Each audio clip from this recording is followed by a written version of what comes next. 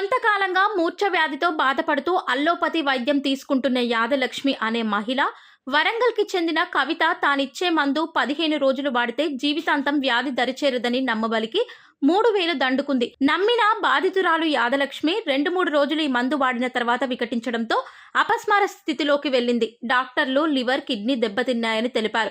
ప్రస్తుతం వరంగల్లోని ఎంజీఎం ఆసుపత్రిలో చికిత్స పొందుతూ ప్రాణాపాయ స్థితిలో కొట్టుమిట్టాడుతోంది. చెన్నారావుపేట మండలం బోజేర్వుకు చెందిన యాదలక్ష్మి కుమారుడితో కలిసి పుట్టింటి వద్ద ఉంటోంది. కొంతకాలంగా మూర్ఛ వ్యాధితో బాధపడుతూ అల్లోపతి వైద్యం తీసుకుంటోంది. ఈ ఘటనపై చెన్నారావుపేట పోలీస్ స్టేషన్లో ఫిర్యాదు చేస్తామని తెలంగాణ వైద్య మండలి public relations committee chairman Naresh Kumar తెలిపారు. ఇలాంటి నాటు వైద్యం నమ్మి ప్రాణాల మీదికి తెచ్చుకోవద్దని తెలిపారు.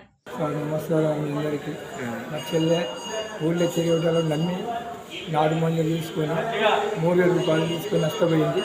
వాడికి 9 రోజులు ఆ ఎన్నికకి వచ్చి ఆ రిపోర్ట్లు ఇస్తలేరు. ప్రయోజన పడింది. 2 కిడ్నీ ఖరాబ్ అయినాయి.